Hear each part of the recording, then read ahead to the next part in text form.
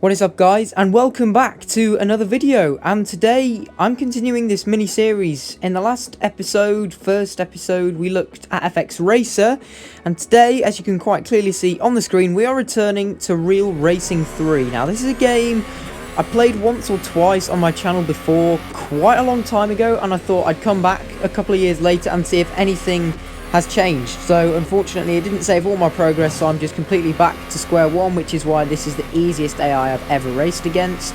Immediately turning all assists off. I'll show you my settings later on in the video. Yeah, do excuse me cutting all these corners, but I'm just completely not used to the sensitivity of this game, the steering mechanics of this game. It just doesn't work. Nevertheless, I went on to win that race by absolutely miles after completely cheesing my way through the entire grid. So yeah, that's basically what we're going to be taking a look at in this episode, because there's one part of this game that I absolutely loved before, and that was Formula E. Now, to be honest, I kind of have followed a bit of Formula E in real life, so I know what it's about. I know that it's a really exciting type of motorsport that's, let's face it, been way more exciting than F1 this season. Side note, I'm just messing around with these replay cameras. To be honest, these are pretty good because there's a wider range of them. I still think the ones in Monoposto are better. And here it is. So this is the Gen 3 Formula E car. This is the brand new one for 2023 that they used. Was it Season 9 we've just finished? I can't remember. So we've got Tempelhof Airport, which is Berlin.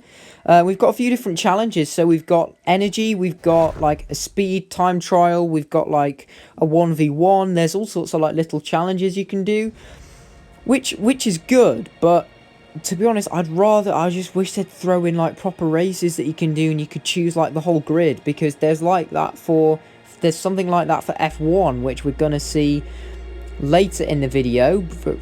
Because everyone's just racing in the same car. I think this is the, is this the Abs Cupra car? I'm not sure, it looks like it. Anyway, we're underway, starting 16th on the grid. Now, to be honest, you're probably just going to see me completely making a complete meal of myself here, as I just completely ram into half the grid, because as I said, I'm not used to these settings, and personally, I think the AI difficulty was way too low for this game. I think, to be honest, it's just far too easy. So yeah, I'm going to give it my best shot. First of all, another move that I kind of force up the inside, but then clap myself into the wall. Again, Formula E cars, I noticed the brakes were rubbish, because I know a lot of it's like lift and coast to save energy throughout the duration of the Grand Prix, or should I say E-Prix. So there's a lot more like technicalities to it, as I completely ram the wall again. And I noticed that the steering was really hard to steer in this car, as you can see, because normally you can take that corner flat, or I did manage to do it in the past. And I really struggled with it today, so I don't know quite why that was, but this hairpin, this was really hard. I thought I braked really early for that corner, and I still can get the car slowed down. So yeah, I'll just take this opportunity to show you my settings that I'm running. So I'm using traction control off, brakes off, manual accelerate, manual brake, and tilt steering. There you go. That's what I'm using, and that applies to all of the footage that you're going to see today. So moving on to the next lap. It's only 2 laps. This was a really lovely move, and I don't know why this appeared to be a...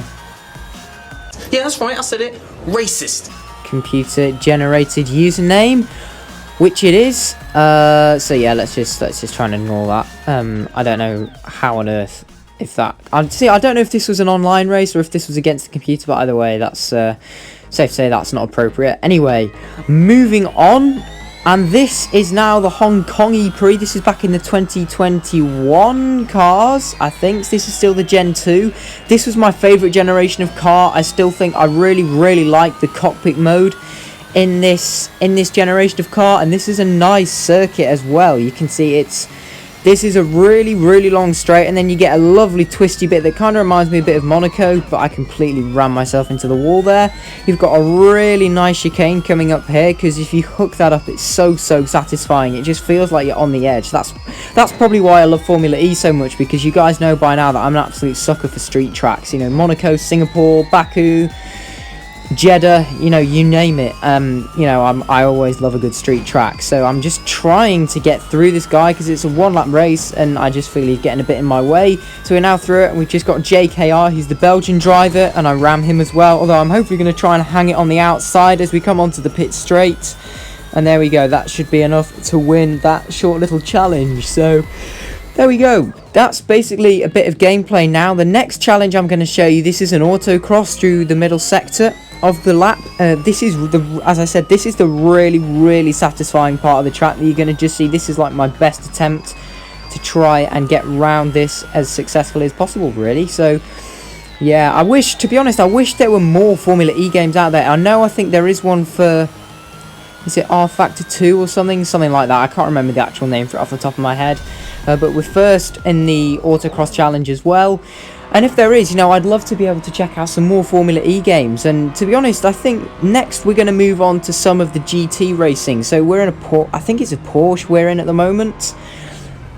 So we've got a 3-lap race. Although I'm only going to show you guys 1 lap, because this is me activating beast mode.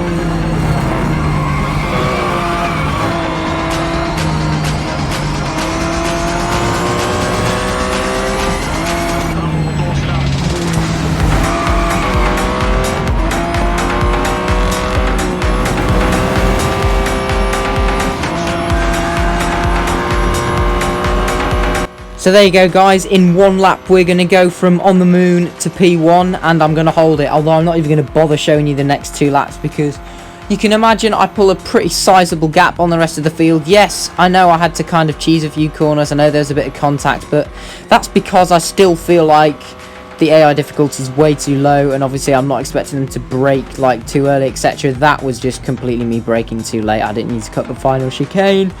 So there you go, and I think to finish off this video, we're going to have a bit of proper F1 racing. Now, unfortunately, I don't own an F1 22 or 23 car at the moment, so we're going to have to go back to 2021, and you can see there's like all the licensed cars here.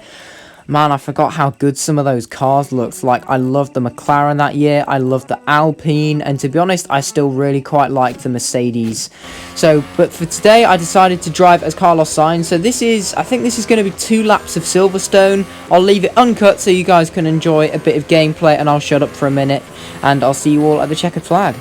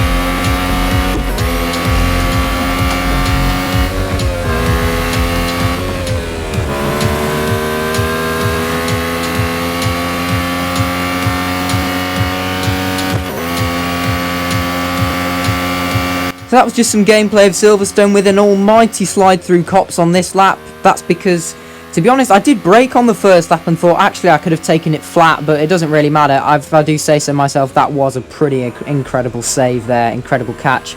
Anyway, that's it for today's video. If you want to see me play this game more, let me know. Please subscribe. Thanks for watching. Goodbye.